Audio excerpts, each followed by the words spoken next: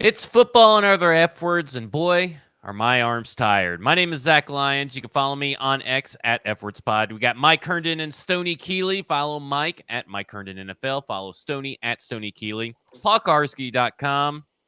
StackingTheInbox.com. SobrosNetwork.com. 440 Sports. Blah, blah, blah, blah, blah, blah, blah. Guess what? We've talked a lot about the fucking draft, and guess what? We're going to talk about more about the fucking draft again. And the reason I'm using so many F-bombs to start off the show is because as I adjust my camera, because I forgot that I needed to, put this out, get this all set up for our show. There was a guy that commented on Monday's YouTube for a football show that I stumbled across on the other day. And he said, too much spam, 5 minutes of spamming, and then you drop an F-bomb, I'm out. Well, it sounds like you were never fucking in to begin with, because Right. obviously you must be new here, right? It's one of those situations where it's that. And I guess he was talking about the spamming because we were actually, talking about our sponsors, which is what we are paid to do. And so that's what I'm going to do right now. Bluegrass Beverages in Hendersonville, Tennessee. They're sponsoring our draft party. I think there's one ticket left for the bourbon tasting / Lachlan 3-course meal. There's one ticket left for that. And I think there's only 1 or 2 tickets left for Thursdays, where it's Edley's Barbecue and all you can eat, all you can drink. Well, I don't know if it's really all you can eat, because I don't think like Edley's is like ship cooking there. So there's going to be a lot of food all that food is all the food that you can eat that we are providing. So I guess it is kind of all you can eat when you think about that way.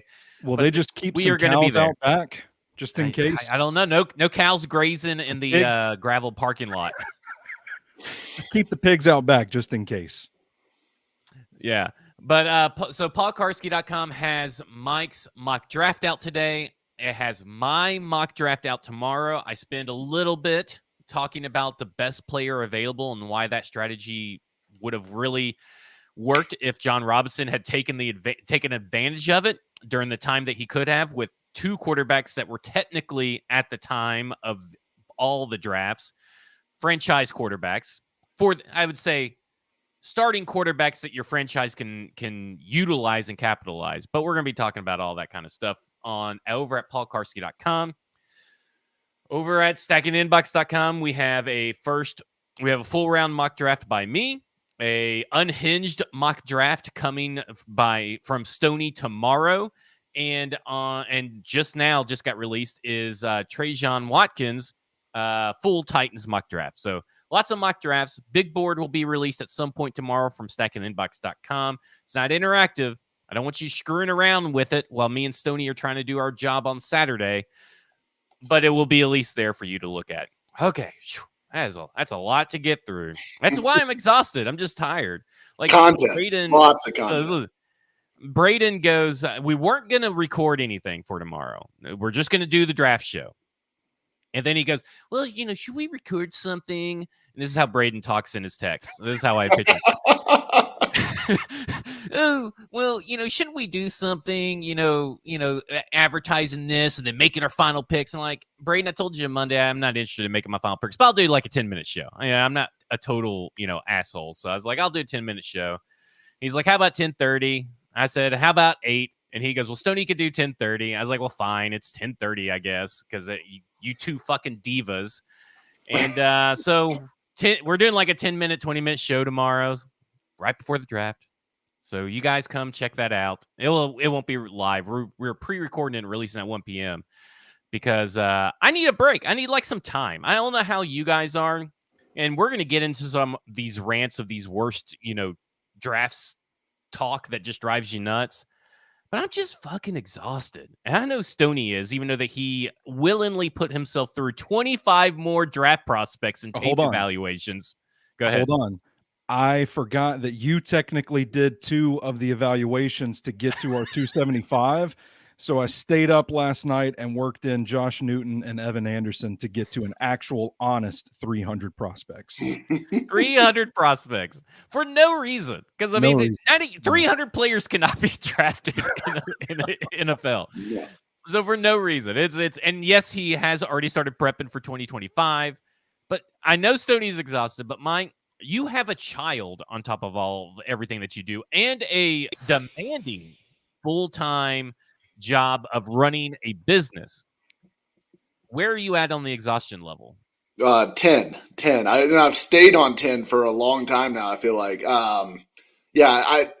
it's a lot, especially since my last two pieces for paulkarski.com, both were like, I was on like page like 11 or 12 of the Word document last night. So I mean, it's like writing full on essays at this point. Like not high school, like master's thesis level papers right now once a week, in addition to raising a very busy soon to be 4-year-old and a business. So it's there's a some lot. sports being played, some sports leagues involved now. I see on T-ball. Instagram. So we've got karate. We've got a busy social schedule. He's got a birthday party this weekend. I mean, it's a lot. It's a lot going on. Listen, it's the birthday party on Sunday because it can't come during day 3 of the draft. You have told your family, hey, day 3 of the draft, I am not going to a child's birthday party. Oh, it's 100% happening on Saturday. Yeah. I'll be checking the day 3 picks on my phone for a little bit there. Yeah, if you would have stayed in Tennessee, there would have been no birthday party scheduled during draft weekend. You do understand that, right? This is all your fault. No, you've been hoisted by your own petard. Day 3 of the draft, like I know it's for the sickos and everything, but like I just by that point I'm gonna be exhausted. Like I'm exhausted of talking about it now. I'm gonna be like, I don't give a shit. Take whoever you want. Just whatever. Let me know when it's done. I'll check it on my phone, but I'm not sitting there and listening to Mel Kiper wax poetic about Javon Solomon. You can listen to us. Me and Stoney will be waxing poetically about all those players. So I mean, we're on for the full amount. Well, bless you, salad, boys. A breakfast burrito. I don't know, but we are those sickos. I will keel over dead by that point if I had to keep talking about this fucking draft class. I might die on the air. Yeah, we may both get served like divorce papers or something while on the air. Well, my wife's going to be out of town, so I'm good. I'm in the clear. I'm in the clear on Saturday. Yeah, and I'm bringing the foot bottle back as well. Going to fill that thing up with some gin. I like it. Just take a sip here and there. We'll get through the day. There's a good chance that after the draft, I know we're not talking about the draft, but who cares? You go. I mean, like at this point, haven't you guys already heard probably everything we're going to say anyway? But after the draft, I may have to go downtown. That's my weekend. That's my Saturday. It is an exhausting Saturday and likely no rest on Sunday. But we'll see. We'll see what happens. And we got garden work scheduled for next week. So no rest for the wicked. Because I am wicked. All right.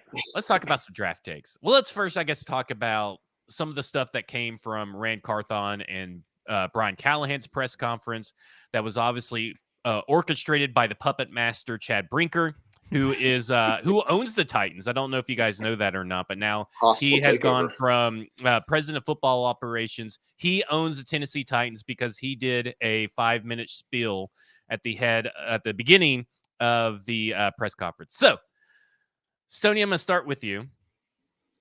What was a takeaway from the press conference yesterday that you feel like maybe fans are overlooking?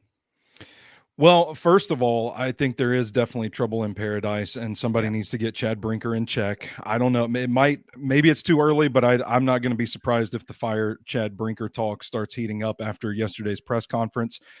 I think there was something particularly interesting in the press conference. I didn't write down the exact quote, of course, as I'm off to do, but something along the lines of a special prospects that they would not move down from 7 for. Like if there was a guy there that they had pretty highly on their board that they would just stick and pick, they wouldn't even consider trading down. And I kind of I sent you a text, Zach. I was panicked. I'm sleep deprived right now. Justin Graver put up an excellent thread about why Roma Dunze makes sense for the Titans. And I have all these conflicting thoughts just swimming through my head, but I'm looking at these prospects. And we've talked about Joe Alt being the safe, steady, reliable offensive lineman. We've talked about Marvin Harrison Jr. and Roma Dunze both being pretty safe prospects. But when you talk about special traits that would command sticking and picking at 7, even if there was an offer on the table, I'm looking at prospects that have that kind of ceiling, and I'm looking at Malik Neighbors' speed, and I'm thinking, oh man, he kind of fits the bill as one of those guys that if he were to hit his ceiling, would probably be special enough to fend off all trade back offers and just stick and pick. So that's why I was kind of worried yesterday. I'm like, oh man, they've got some guys that they deem truly special, and the generational term that we throw around all the time. And I don't know. I felt like all signs were starting to point to Malik Neighbors. And then this morning, Paul Kaharski's on Robbie and Rex Road talking about how there might be some credence to these Malik Neighbors character issues. And I believe the phrase he used was, some teams are going to be fine with it. You can live with it. It's not that big of a deal. Some teams won't care at all, but there is definitely something there. So now my head's all mixed up again. I don't know. I just want to sleep and get to tomorrow night. Mike, you're of the assumption, because you kind of tweeted something about this last night, and I was glad that this was brought up first, because I think you guys are both overreacting, and I think this is only Marvin Harrison Jr. I think that's the only guy that he's referencing, because the question is prospects, right? Okay, so we got that there, and I think a lot of people are way too focused on the S in prospects, because he says yes, but it's like yes with. Yeah, I can't remember exactly what he said, but it's like, yes. But he said the word easy answer couple. is yes.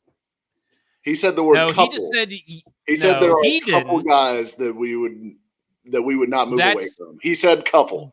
He said where? Couple. Because that's not in the clip that I saw TD posted. He just said yes, but it's a very complicated answer or something to that effect. It was like yes, but it wasn't that. It was like, because I'm like about 1,000% certain that he said yes. There's a couple guys that we would not move off of. Okay, we'll have to fact check that, because I don't think that's what was in TD's video. I think that's what someone said, but maybe that was in a different part of a different question. But the question that TD asked, which is, are there prospects that you'd not want to move off of? And he goes, yes, but it was like, yes, there's blah, blah, blah, blah. It was like, it's a complicated question. So it's like, yes, but there's more to the story. There's a bunch of caveats. There's a bunch of stuff. So I don't think that I think the only prospect is Marvin Harrison Jr. that they for sure wouldn't trade. Now, will they stick and pick if the trade offers are not good enough? Yes, they're not just going to take any trade. And I think that's the way to view it, is not that, oh, well, any trade that comes through, they're not going to move off this player. I don't think there's any trade like that. That's going to be like, oh, this trade is great. Yeah, he said the short answer is yes. He said a couple, but he said the short answer is yes. So that's what I am focused on, was the short answer is yes. And I think that people are like, well, that means Joe Alt for sure. They won't trade with Joe Alt there. They won't trade with Malik Neighbors there. I really just think it's like, if Caleb Williams were to fall and Marvin Harrison Jr. were to fall, then short answer is, long answer is, we'll take a trade, or those guys, we won't take a trade. And I think, look, I mean, parsing whether he meant 2 or 1 or whatever, there's no telling. And it's also lying season, so we got to keep all that in mind too. But I think on if they had, listen, just real quick, this is from PK. Yeah, he texted in on if they have certain prospects that they would take no matter the trade offer for their pick. This is the question. The answer was Rand Carthon. Short answer, yes.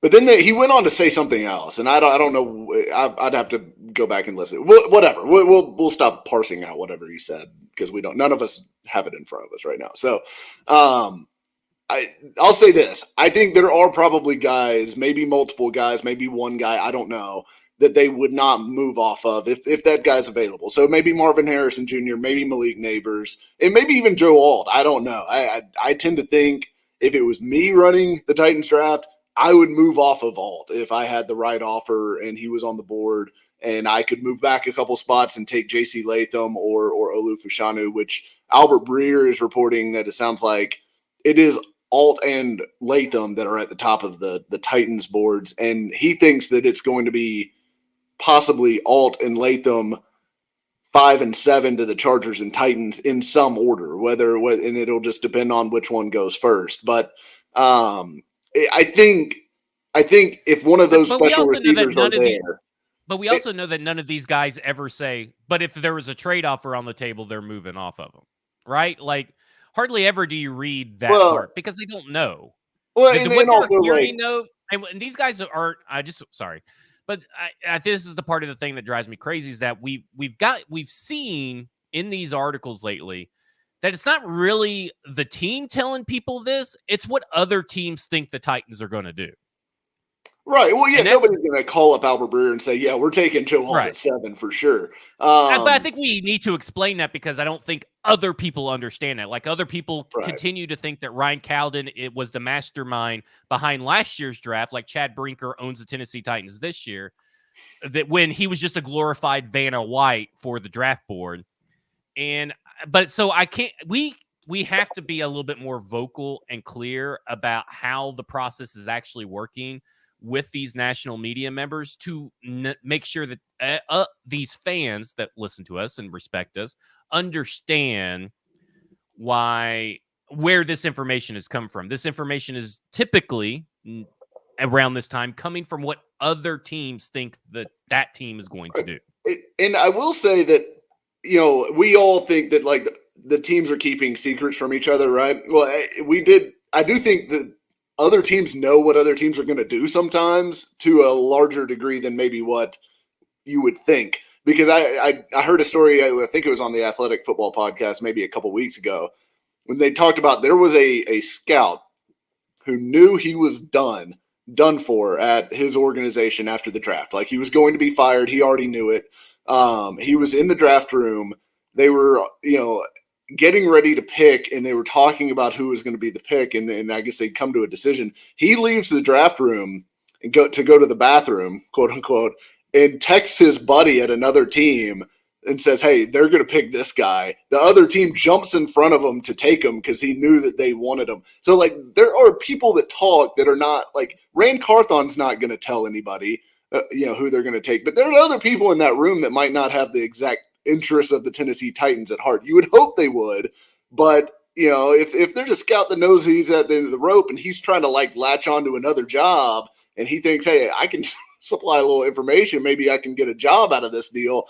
I think teams do talk to each other, and it may not be the principal decision makers, but some of the underlings, I think, are little gossip girls running around spreading secrets. So I do think that's how some of this information does get out that ends up being accurate, even though not everything, obviously, that's being reported right now will be the God's honest truth. Feels like it's very rarely accurate, right? Like, don't we all just buy into all this stuff, and then sometimes, unless it's like the obvious, like Bryce Young at 1, Caleb Williams at 1. It feels like a lot of this stuff is just very, like I looked at the 33rd team's final mock draft, which is former GMs, right? Former GMs and decision makers.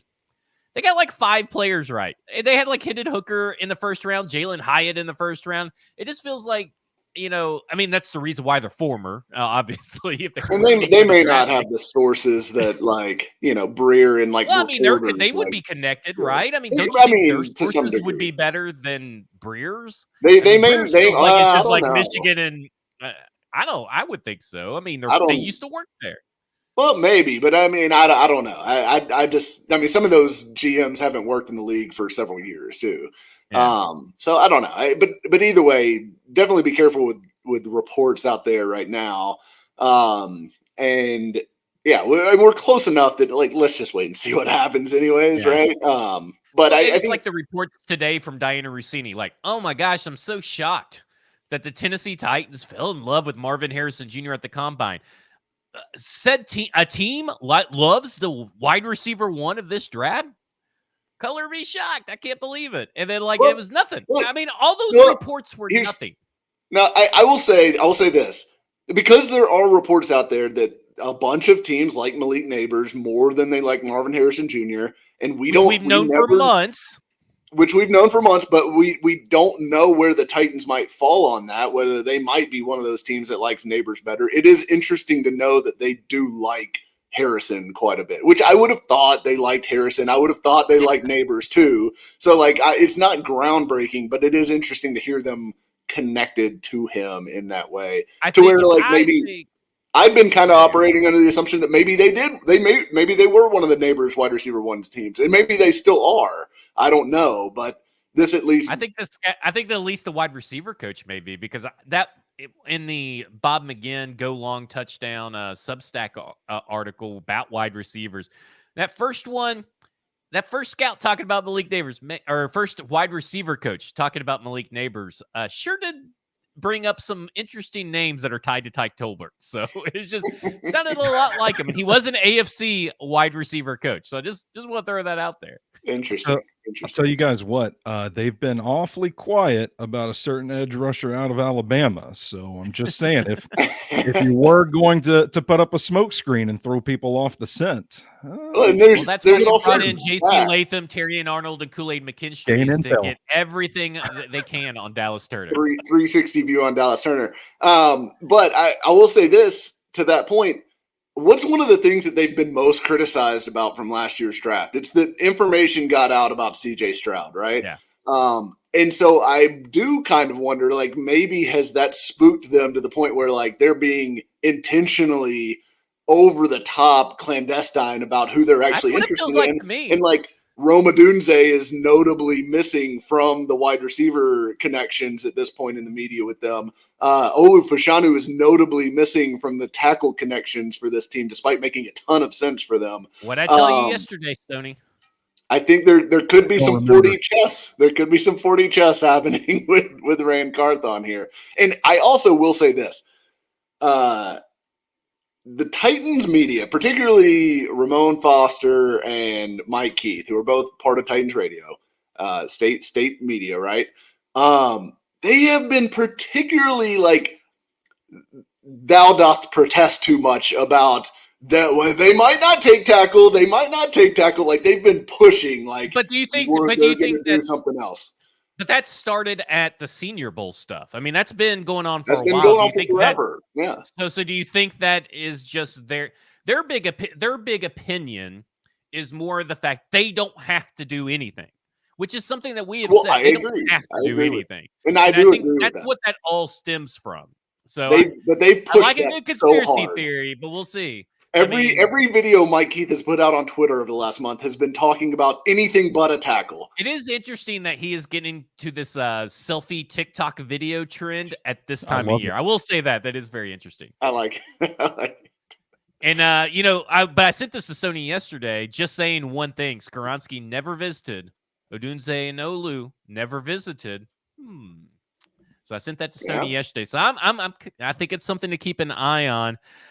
Mike, what else really stood out to you from this press conference? Not much. I don't know. I didn't think anything was that interesting besides the we might not move off of that pick for certain guys. I thought the next most interesting thing might have been Callahan talking about finding tackles later in the draft, but I think he's full of shit. I don't think you're going to find starters later in this draft. Like, maybe down the road starters, but not day one starters. You're out on Patrick Paul. You just drafted him last week like 30 times. Well, no, I wrote in my mock draft article for Paul Kawarski, not to spoil, 1/32 of my mock draft, but I put Patrick Paul into that first round. I have him going in the first round. I had 10 offensive linemen going in the first round. And I think the depth is just going to get ate up so fast, because part of the thing that I learned going through that process was you go through and you start looking at all the rosters, looking at all these teams' needs. Everyone from like the Titans back desperately need tackles, You talk like the Cowboys, the Packers, the Rams, like all these teams in the middle of the first round are like, they're going to have to fight over each other to get on top, to get these tackles like Fatanu and Guyton and Mims. Like, there's no chance Guyton's getting out of the first round. And I think Guyton's a pretty flawed prospect. How much you want to bet? Oh, I'll bet half of the fantasy football winnings that you owe I'm me. in. $25. I'm in. All right, $25. $25 because I think Guyton's definitely getting out of the second I don't round, think even though I so. did not put that in my mock draft. But I None of do those think so. tackles are getting out of the first round. I think they are because everybody has bigger needs. I No, just no, come they to the fact don't. that there's so many teams that do need defense and that have nothing on defense. And I think that there are teams that are both tackle needy and other things needy. I do have Amarius Mims going to the Ravens just to spite you because I hate you. All right, Stoney. We're going to start off with our main topics here. And I need to know from you, what is an event, whether it's picking a player or trading back or something, that it could be day 1, day 2, day 3. If you want to pop 3 bottles of champagne, go ahead. But what is going to have you pop a bottle of champagne? What can the Titans do that will have you pop a bottle of champagne in this draft?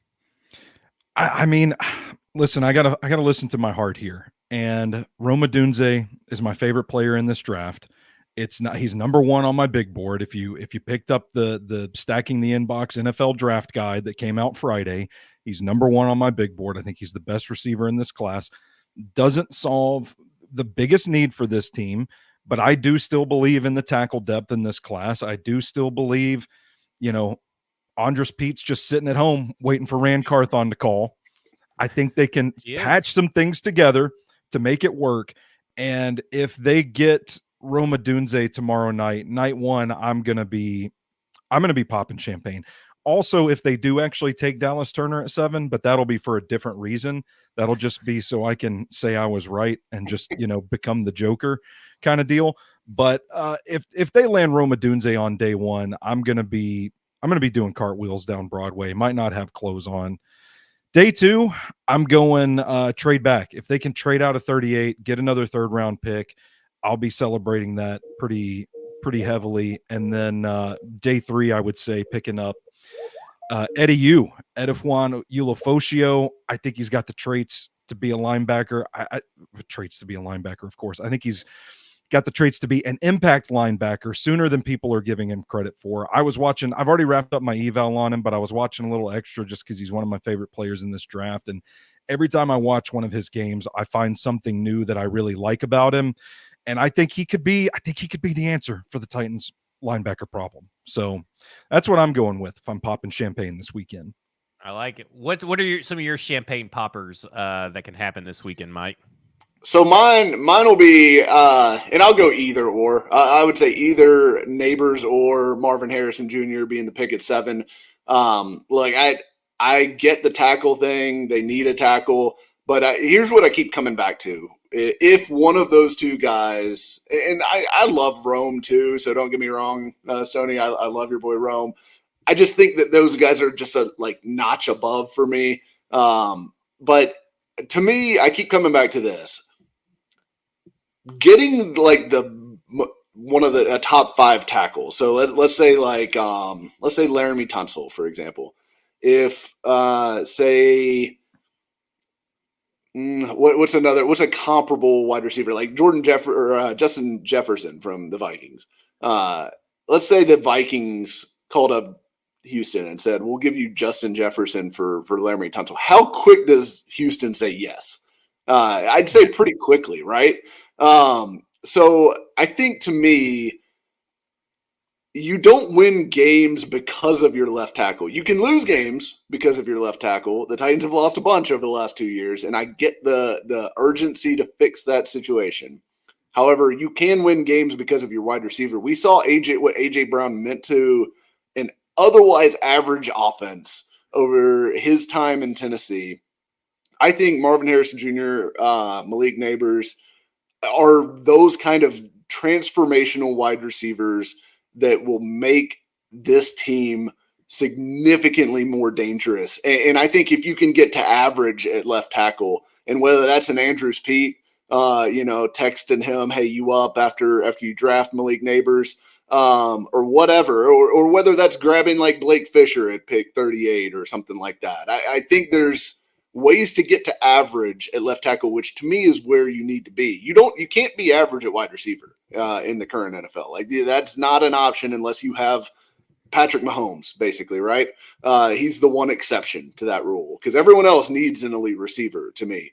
And so if you can give Will Levis an elite wide receiver who is not 29 or 31 years old to kind of build around and become his like go-to guy for the long haul, I think you've got to do it, and you figure out another option. You figure out another path at tackle. So to me, Speed.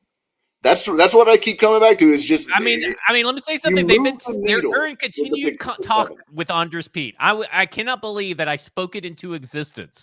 That after our stupid mock draft episode last week, is that all I heard was like the next day on talking. Actually, that Wednesday after our show, Stillman said something about Andres Pete, and I was like, I cannot believe I fucking talked it into existence. And you know what it was, TD Zach? says something that they're talking about Andres Pete, and I guess I have a final destination to me is that I have foreseen that, Andres Pete is the final destination. You know what I think it means, Zach? It's that the final boss of the Titans, Chad Brinker, must be listening to Football and Other F Words. There you go. Final boss. I like it. Champagne popping for me is a trade. I think Marvin Harrison Jr. is like 2 bottles of champagne. Like bring out the the Magnum bottle of champagne. Bring that sucker out and we're popping it. I thought you were going that's somewhere else Marvin with Harrison that. Jr. Yeah. No. Whoa. This is not After Dark episode here, Zach. But that is where I'm at on Marvin Harrison Jr. But I think the true pop and bottle moment for me, and it's kind of like for Stoney and the Dallas Turner thing, is if the Tennessee Titans somehow trade back and still get Olu Fashanu.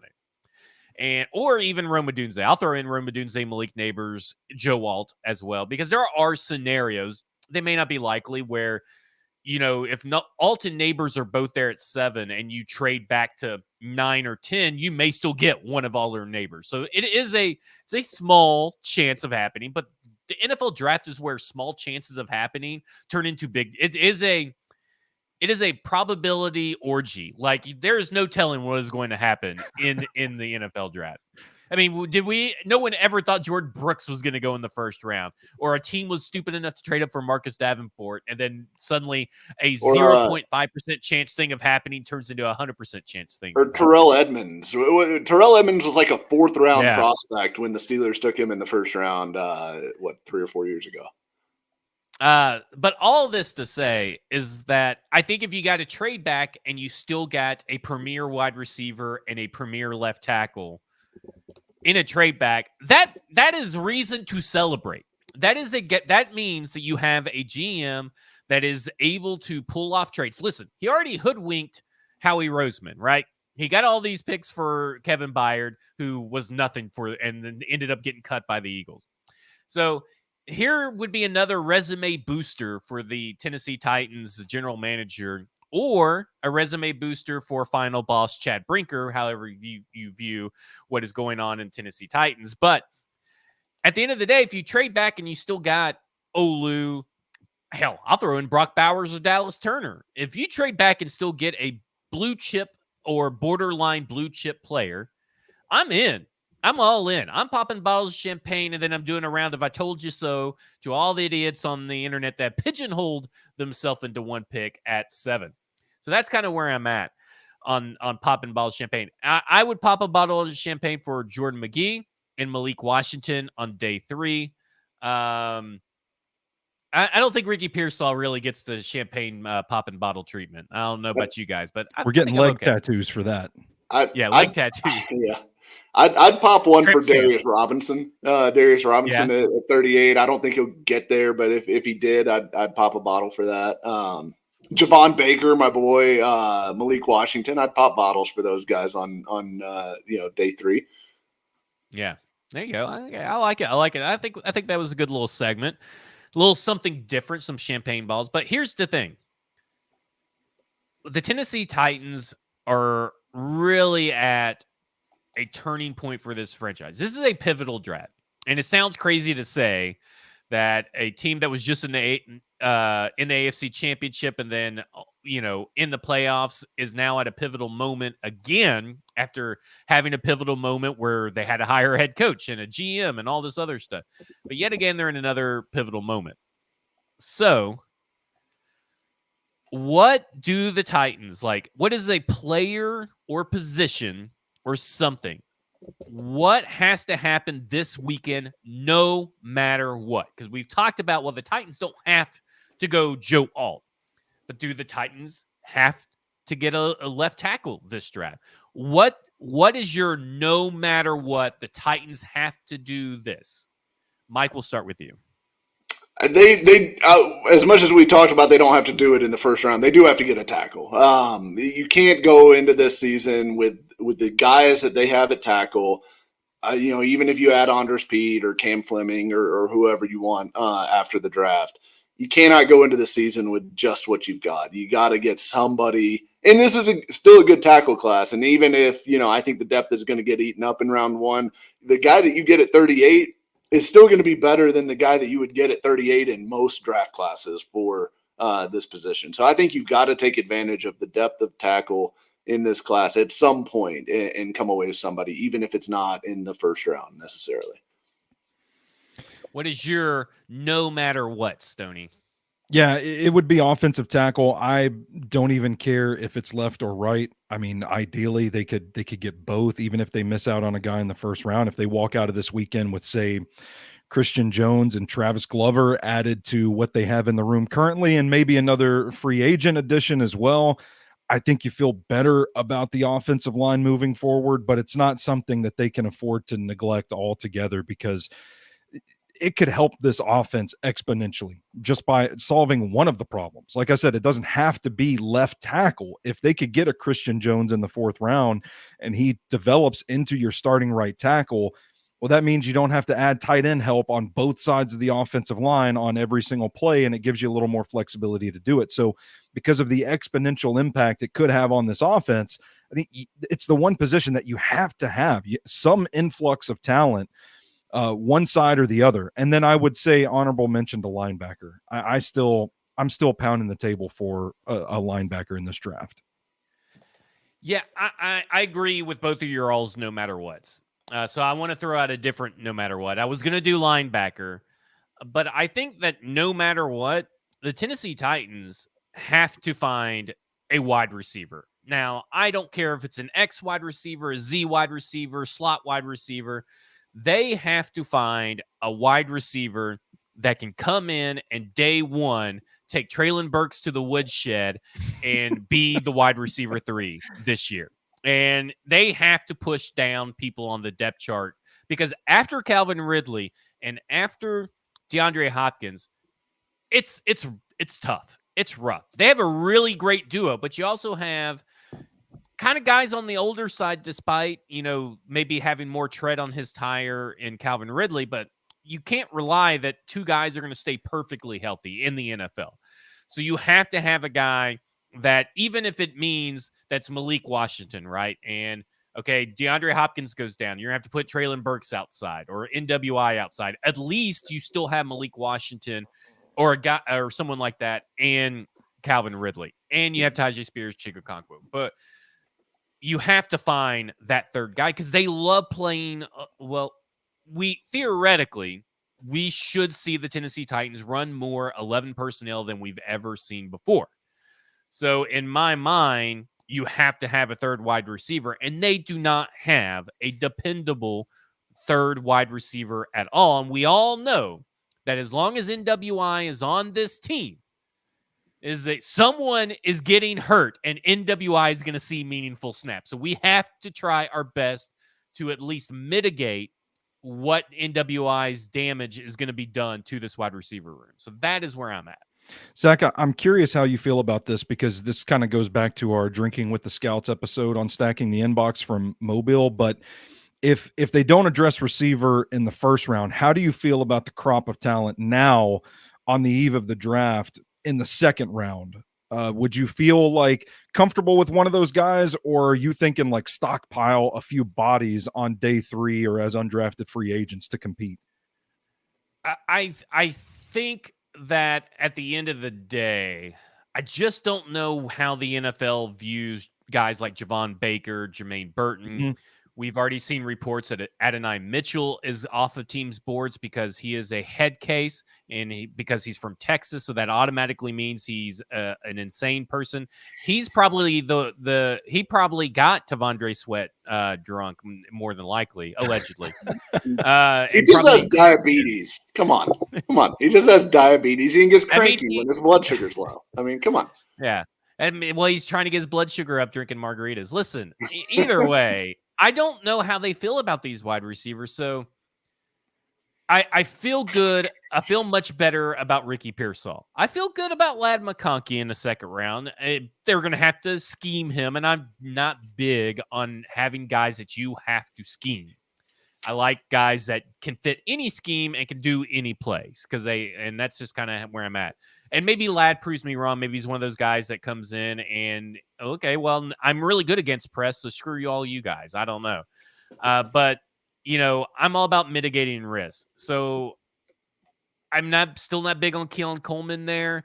I know the consensus board is really high on him. Xavier Legette, I'm open to, because I think there's a lot of upside and knowing more about his personal history, but I still don't really love the day 2 wide receivers. I agree with the Tennessee Titans, what they said yesterday, whether smoke or not from them. I do believe that after Odunze, I would say after Brian Thomas, it's a considerable drop off. Like, really, after Brian Thomas, it's a considerable drop off. Well, what's interesting with Brian Thomas is now there's a bunch of smoke coming out that Xavier Worthy is wide receiver 4 for a lot of people, and he could be the 4th wide receiver off the board, pushing Thomas down a little bit. Either way, both those guys I think are going in round 1, no matter what. But to me, like, I think Pearsall, and that's who I gave the Titans in the second round in the mock that I put on paulkarski.com today. Go check it out. But Pearsall, to me, makes a ton of sense because, again, we talked about Calvin Ridley being able to separate, making him a difference maker, because none of the Titans receivers last year could separate at all. Pearsall can separate. Like, he has proven that. The metrics bear that out. And he can play the slot. I think what Callahan said when asked about the slot position specifically, basically saying that they need someone to emerge there, and then rattling off Kyle Phillips, Mason Kinsey, and NWI as the potential options. Kyle Phillips is working out with Will Levis because, I guess Will Levis doesn't want to throw to good wide receivers. Well, Brian Callahan basically just turned around and shot the whole Treylon Burks big slot theory down. So, I just think that in that position is a starting position for this Titans team now that Callahan's here, because they're going to run a lot of 11 personnel. They were top 3 in the league, I think, every year that he was in Cincinnati in 11 personnel usage. So to me, it is a need, because Phillips is, and I've been as big a supporter as Phillips. We both have, going back to last I've year. abandoned that ship. I've lit it on fire as I've dove into the ocean, and I'm just waiting for someone to come pick me up, or a shark to just take me out of my misery. And waiting for someone to emerge does not sound like, that's not like, hey, we're really happy with the options that we have on the roster right now. That is code for we need better. So I think Pearsall and guys have, and McConkey too, like, because even if McConkey is like quote unquote just a slot for you, they need it, and that guy's going to play a lot. So I think both those guys make sense in that round 2 range. Yeah, because at the combine, I just want to real quick, Stoney, because at the combine at Senior Bowl when we were talking about it, the Titans had DeAndre Hopkins and that was it.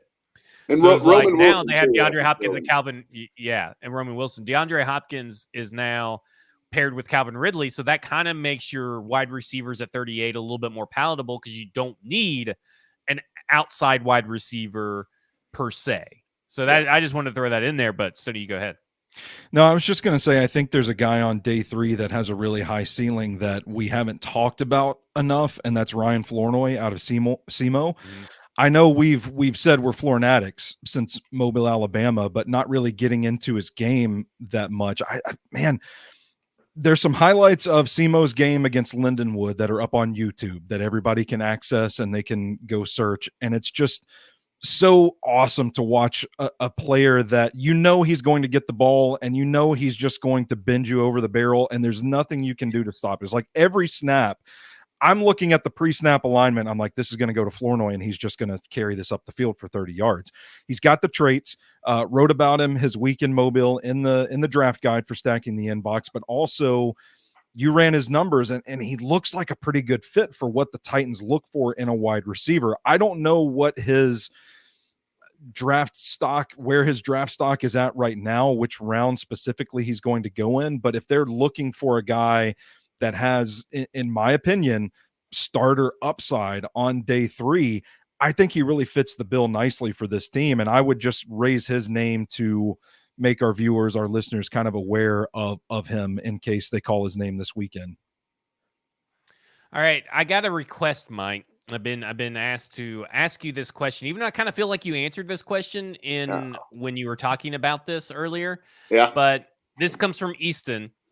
I need Mike to address how he went from the Titans O-line sucks, canary in the coal mine last summer, to now wanting a first-round receiver, despite thinking basically all the tackles are going to go early.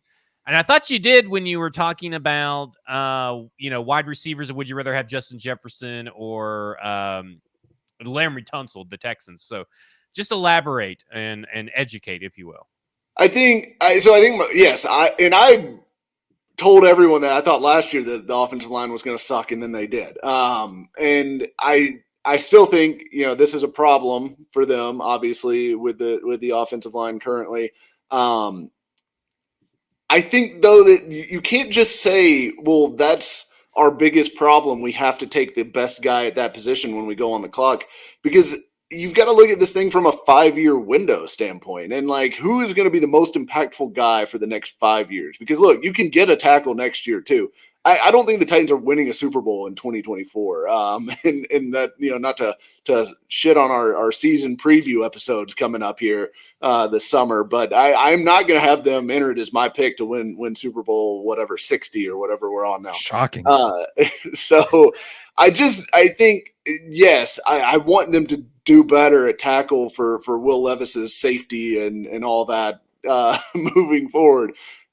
But Joe Alt is not the only man who can save them from, certain doom at that position. And to me, if you've got 3 wide receivers who none of which are really coverable for a defense, yeah, you can tell Will Levis, hey, you got to get the ball out quick, but your guys are going to be open.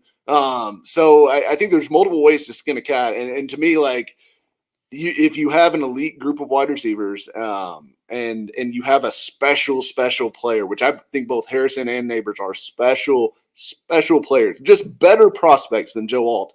I'm not passing up the better prospect at a premium position, just to take this other guy because, hey, I've got like a blinking alarm going off for the 2024 season. Because listen to me, fuck the 2024 season. We are building something to go long, right? Like, we are building something for 2025, 2026, 2027 here. And if you give me the choice between an all-pro wide receiver or an all-pro left tackle, I'm taking the all-pro wide receiver all day, twice on Sunday. So that's where I'm at on it. And look, I want them to improve the tackle situation. I do, but not at the expense of like abandoning all reason and just blindly picking all tackles for the entire draft. Let me ask you a question, and Stoney, I'll start with you on this off of what he just said. So do we think that because it was DeAndre Hopkins, Traylon Burks, NWI, Kyle Phillips last year, and a bad offensive line, that with it being this year, it can be Andres Pete on the offense and maybe at left tackle, our boy Andres. We'll have to have him on the show if he ever gets signed. And Andres Pete, Calvin Ridley, DeAndre Hopkins, and Rome Odunze at worst. We'll say at worst, even though that we're higher on Rome Odunze than Mike is, but I think we all agree that they're the top 3, right? So don't we think that's still a better situation than everything that they had last year? I mean, for Will Levis still? I mean, I kind of feel that way. I see where Mike's going. And I've been a big proponent that if you have 3 good wide receivers, the defenses have to account for, and then you got Chig, and then you got a pass-catching running back. I don't know. I kind of feel like that they can't just tee off. Like, that's what they've been able to do. That's been the real problem, is that defenses have been able to tee off on this team. It's not just that the offensive line sucks, it's that the offensive line sucks and they only have to worry about DeAndre Hopkins, or they didn't have to worry about anybody 2 years ago. Like, that's been the situation in my mind. So I've always been the believer that good wide receivers can help bad offensive lines. Stoney, what are your thoughts? Yeah, I agree wholeheartedly. And I mean, you could even replace Andres Pete with like one of these mid-round tackles. Like if they somehow luck into Patrick Paul at 38, which it kind of sounds like it would be luck to get him at 38. I'm feeling the same way with Roma Dunze or Malik Neighbors or Marvin Harrison Jr. in that third wide receiver spot. Like you're improving the team. And it's kind of like one of those things where, you know, you have two sides reaching out to help and meet in the middle. It's like the offensive line is a little bit better and the wide receivers are a little bit better as well. You can kind of bridge that gap more than saying like, oh, well, we've just got to improve the offensive line. My brain is turning to mush this week, so I don't know if any of that made sense, but I'm Listen, I wrote that it about Lincoln Riley being the offensive coordinator for the Washington Commanders in my mock draft this morning when I totally meant Cliff Kingsbury. So that's where my mind's at. Yeah. Yeah. Let me add that I think the offensive line is already better because you have Lloyd Cushenberry at center, and I think that's going to be a huge deal. You also have Peter Skoronski heading into year 2, and hopefully he doesn't have another appendectomy in the second week. He hung out with Traylon Burks this offseason. Him and Traylon Burks hit up all the Golden Corrals and Ponderosas. They've been in the thick boy lab. I like it. Yeah, they've been in the big boy lab. But yeah, I think Skoronski's going to be better in year 2. I think, you know, even our boy Brunskill, your favorite player in the league, I think he's going to be better. I think you don't like him because he looks like you, and that's what everybody says, that he looks like you. And I think you do not like that. I'm threatened because he's a younger, like beefier, better version of me. I'm threatened by him. I will admit that.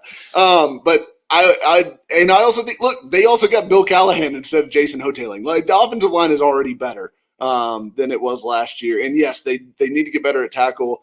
I just think that, like, you can't just say we have to do that first before we do anything else, no matter what. I just don't think that that's where you need to be from a mentality standpoint. Get the best player you can who makes the biggest impact. Yeah, who makes the biggest impact. And I think a star wide receiver makes a bigger, like if say we were playing the Bengals next week and you told me, all right, you can either say Orlando Brown can't play in this game or Jamar Chase. Who are you choosing? Like, you're getting rid of Jamar Chase, right? Like, you don't give a shit about, you know, they're going to take out Orlando Brown and put in some other slap at left tackle, and maybe we'll sack Joe Burrow a couple extra times. But you take out Jamar Chase, and that offense is completely different, right? So that's just where I'm coming from. You don't have to have the best offensive line in the world. You just can't have the worst. And I think the Titans have already moved past that. To go to more of your point, right? Like, even take the Detroit Lions. They paid both Penei Sewell and Amon-Ra St. Brown, who I've been told by people. Well, I haven't been told. You've been told in your replies that you can't pay multiple good players. So you shouldn't worry about best player available because then you can't pay them. Which is great, because if you just decide to deviate from best player available entirely, you'll never have to pay anybody. Yeah, you keep drafting bad players. I mean, the Titans don't have anybody to pay. I mean, what a great situation. Okay, but if you look at the Detroit Lions and you're playing Detroit Lions, aren't you taking away Amon-Ra St. Brown before you take away Penei Sewell? Because then you're left with Khalif Raymond, Jameson Williams, Donovan Peoples-Jones, and Antoine Green. That's not a lot of wide receivers that you have to worry about destroying you. Yeah. So I think this is a good way to look at it. Again, like, go through every team. I think maybe you could make an argument that you'd rather take Trent Williams out because you've seen how Brock Purdy reacts when Trent Williams is gone. Versus, like, I can't think of a. Yeah, I think so, because I mean they played those times and Eagles, they looked terrible. Eagles. Do you sit Lane Johnson or do you sit AJ Brown? I'm sitting AJ Brown every time. Like, you know. I just think I just think your star level wide receivers make a bigger impact on the game than your star level tackles. And I'm as pro tackle as anybody. I think the offensive line is vital. I just don't think you'd have to have 5 superstars. I think you can have 5 good or even like average to slightly above average players and be a pretty good offensive line. Because I think it's more about like your weakest link than it is about your who is a superstar on that group, you know? So I don't know. That's just where I'm at. Yeah, I would add a little context in this conversation too, that this is not like last year's receiver class where we're talking about Jackson Smith and Jigba being the leading candidate to go first among the receivers. This is a draft class that has 3 really, really good wide receiver prospects in it. And Who I would think all still that be does, the 3 top wide receivers in last year's class. yes, absolutely. Yeah, you drop any of these guys into last year's class and they're bona fide number 1, top 5 picks. So I think that does kind of factor into this particular discussion as well. It's not like you're passing up a Jackson Smith and Jigba to draft Joe Alt. Like Adunze Neighbors and Harrison Jr. are going to be pretty good pros. Yeah, I agree. So. So let's talk about some draft takes that have really just gotten under your skin that you just you have to put your phone down when it comes across your screen. I think mine right now is this idea, and I kind of alluded to this with my Hal Jordan comp for Brock Bowers, but this idea that because TJ Hawkinson hasn't gotten 1,000 yards means that Brock Bowers all of a sudden just sucks makes no sense. It makes no sense. I'm a historical data kind of guy, and I agree. More often than not, drafting a first round tight end does not make sense.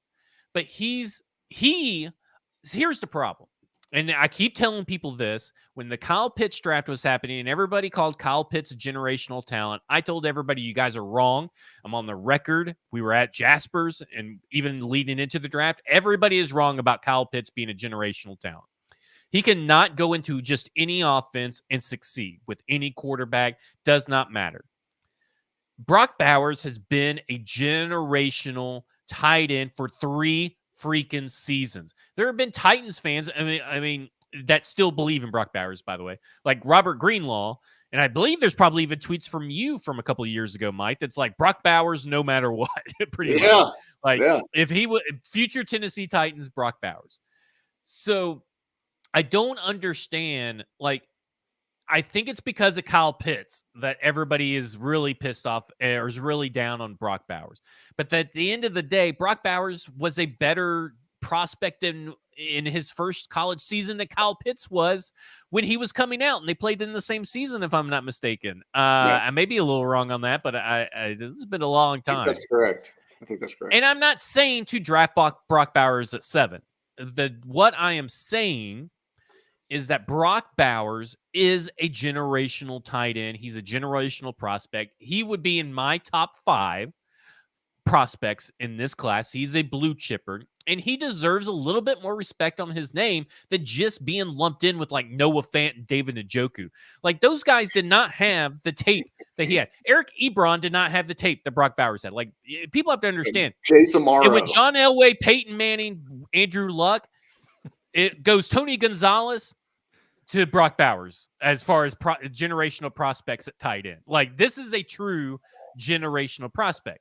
If you're worried about injuries, I'm okay with that. Like I'm not going to harp on injury concerns or anything like that. But to sit here and just lump them in with, Joe Schmo from Austin, you just lumping them in with Austin Hooper. Like give me a break.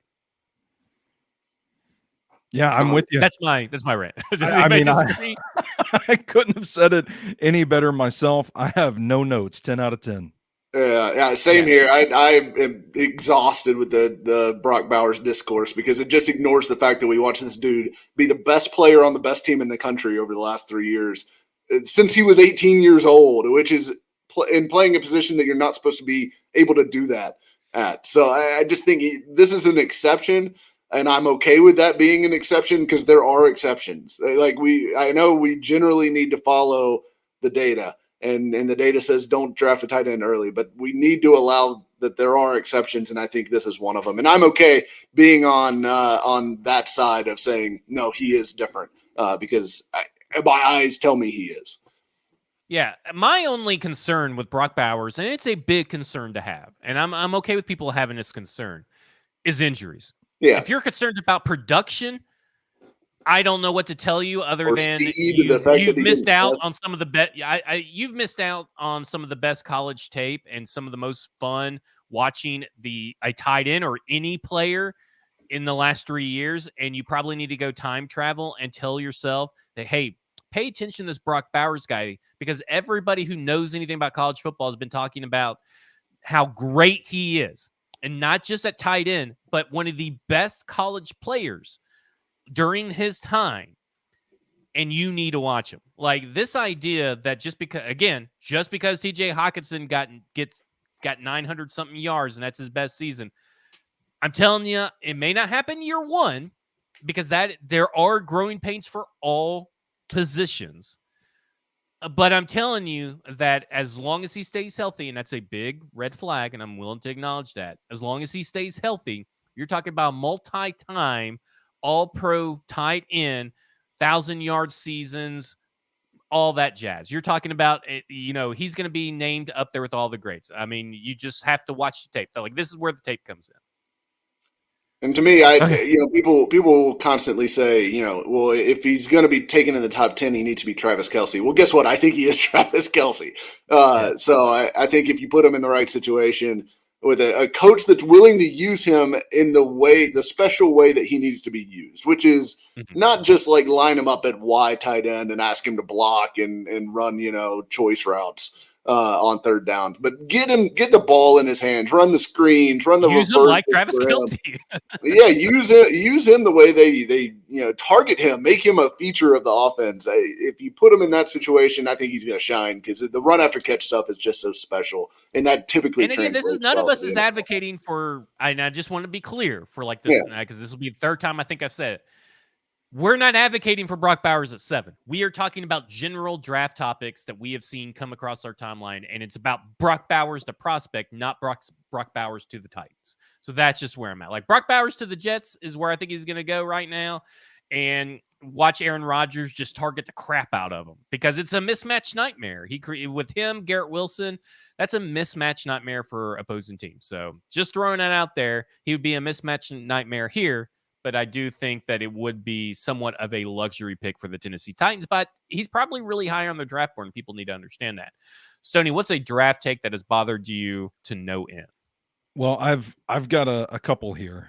One, I posted this question on Twitter last night, and I got some really good responses. My answer was that Jalen Polk is the next Puka Nacua. That was a pretty good one. I watched Jalen Polk's tape, and I'm like, this guy might not even be the next NWI. So I'm not a fan of Jalen Polk myself, but our buddy James Foster chimed in. I had not heard this one. This apparently comes from a former NFL GM, but he says, I watched Drake May's tape and didn't see any big time throws. That's a good one to me, because I've been a Drake May hater for like a year now, and that is like the only thing that I see that I really like about him are the big time throws off platform and kind of altered angle and off his back foot and all that stuff. Like, there are big time throws all over his tape. So that was a good one to me. That is a good one. That I saw that one. I was like, whoa, that is insane. I also saw someone that said, like, and I can't remember what article is in it, and maybe I have to Google Keon Coleman and Puka Nacua, because I'm sure there's not many articles about that. But someone said in an article, like, you can't pass, you don't want to pass on Keon Coleman because you're afraid that you're going to end up looking back on it and he's going to be the next Puka Nacua where he puts up 1,400 yards or something like that. I'm like, whoever said that is someone that is going to get fired.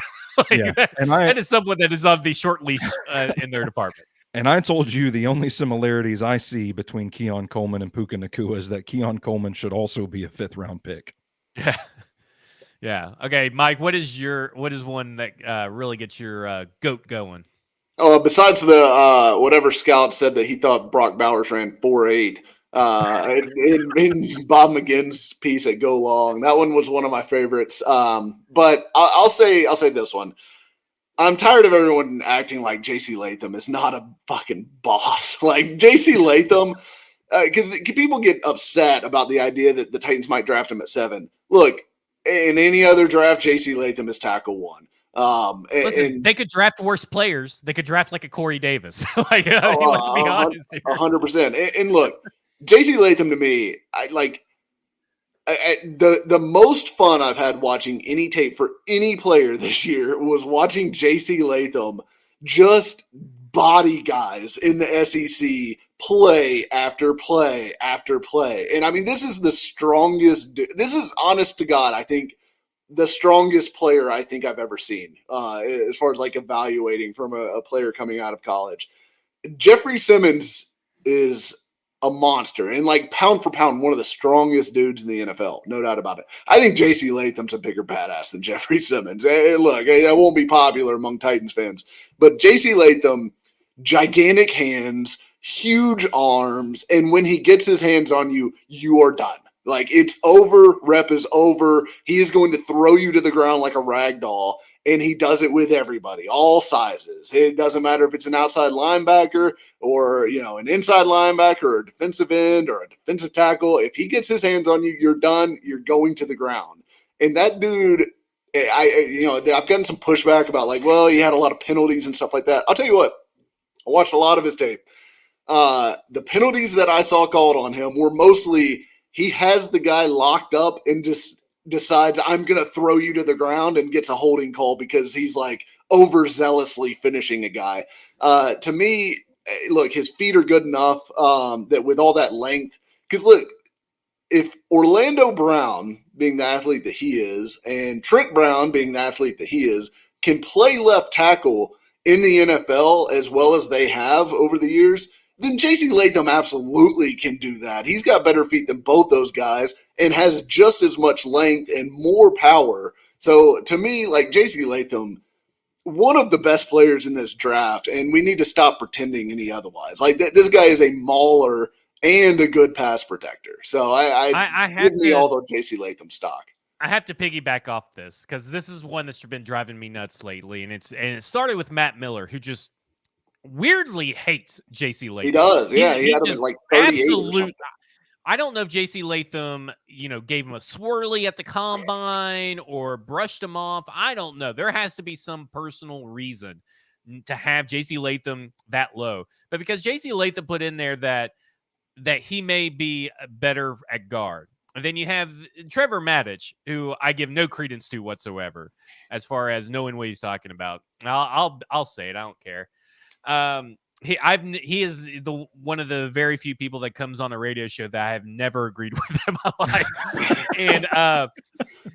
And this idea that he's a guard, I do not get this idea that he's a guard. And like you can't draft a guard. I'm like, you're not drafted a guard. You're drafting either a right tackle or which is just as important as a left tackle, or a guy that you're going to put at left tackle that was recruited to be a left tackle that had certain situations pop up with roster control and roster decisions, not because of talent, but because of what was better for the team and how it was constructed.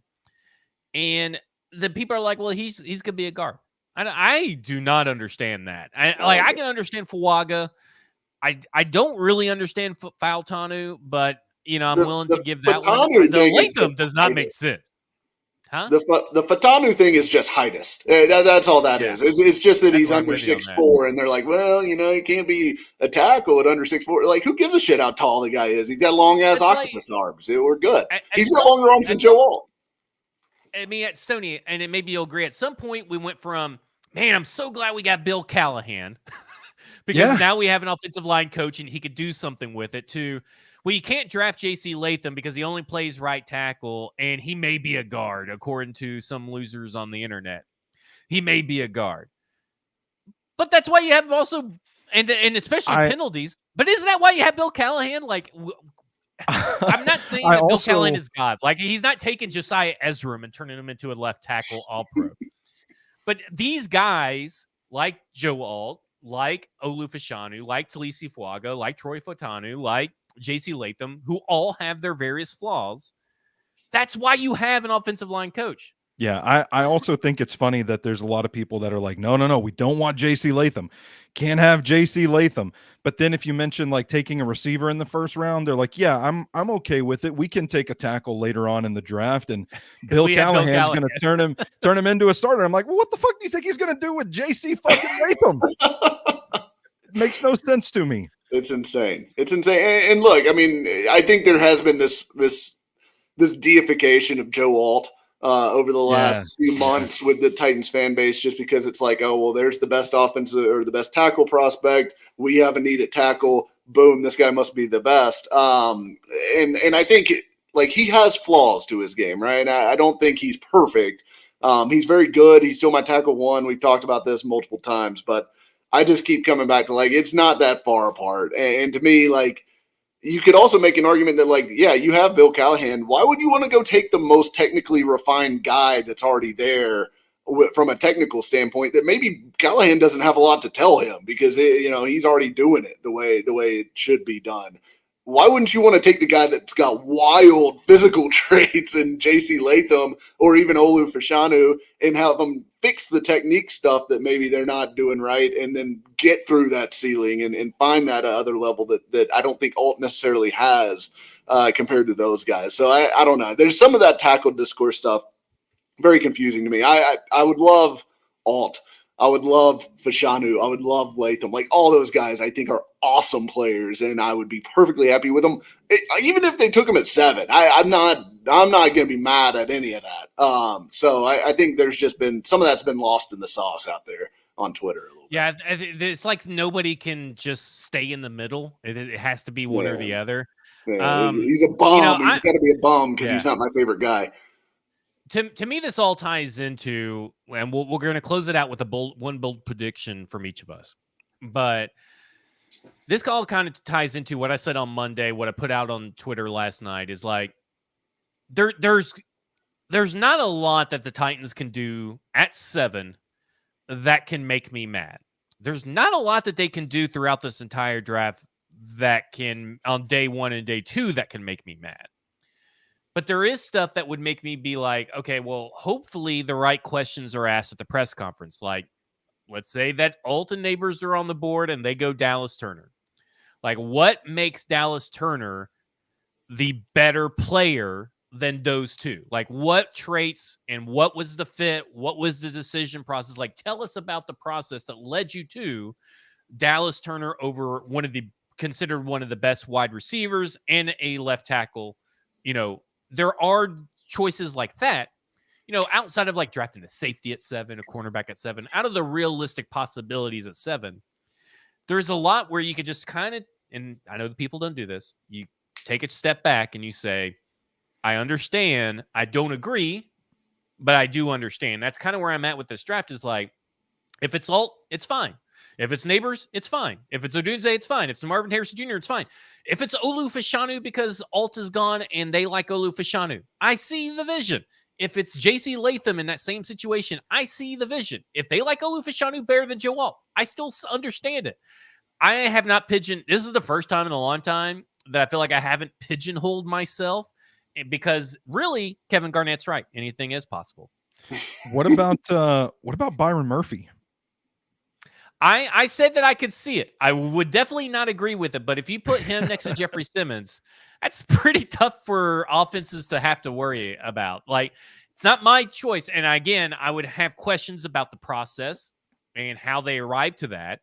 But I do understand that when you're talking about a defensive line in the first round, that's where you get your defensive lineman. And they normally get a second contract. And when you put him next to Jeffrey Simmons and you have him for 4 or 5 years, you're doing the opposite of what you did with Jarrell Casey, which was waste all of Jarrell Casey's prime by never doing that. So that's just got how I feel. So what is your bold prediction, Stoney? Just for the Titans or for the entirety of the first round? You can do one of each or just the Titans, whichever one. If I'm going just the Titans, I think it's going to be stick and pick wide receiver. Is that bold? I mean, it feels like we've kind of. I think it bucks the general consensus, right? I mean, Yeah. the general consensus is alt. I mean, that's what it is. Yeah, So if that's, sure. I think if that's against the grain, it may not be bold to us, but I do think that it is bold in that it goes against the consensus. Yeah, because I kind of feel like I talked to you a little bit yesterday. I just the gut feeling says that Alt and or Latham, or one of those two, are going to be gone, and one of these wide receivers, maybe even Marvin Harrison Jr., falls to 7, and they just can't pass him up, and it's not worth. They're not getting the offer, the compensation they look for to trade back. So I don't know. Gut feeling right now, over 24 hours out, is that they end up sticking and picking a wide receiver. Mike, what's your bold prediction? My bold prediction is going to be that Alt is not the first tackle off the board. And I think it's going to be Latham at the Chargers at 5. I'll call my shot specifically on that. But I think Latham goes to the Chargers at 5 if they don't trade back. That is my bold prediction. Here's my bold prediction and a preview into my mock draft over at paulkarski.com. The Rams trade up with the Titans in round 2. So they could take Bo Nix, and the Titans get their 2024 second round pick and both of their 2024 third round picks in this year's draft, because they still have 7 picks after that, the Rams do. So they're going to get that haul from the Rams for Bo Nix. It's like a reverse Will Levis. I like it. I like it. That's a bold prediction. I like that one. All right, that will do it for us. This has been Football and Other F Words. Bluegrass Beverages are our sponsor. Go to bluegrassbeverages.com. Join up with their little on their newsletter. Get you some tickets. We only have a few tickets left to our draft party on Thursday and Friday. Then, of course, and I just found out that Easton and JT, the boys from Hot Read, will be joining their papas on Saturday for the day 3 draft show. Me and Stoney, Easton, and JT will all be on the draft show. It won't be chaotic in the slightest. I'm sure it'll go off smoothly. Mm-hmm. And there won't be a lot of talking over each other or anything like that. But that's what's going to happen on day 3. It'll be fun. And so we got day 1, day 2, day 3 of the draft. And this has been Football and Other F Words. And you have just been effed.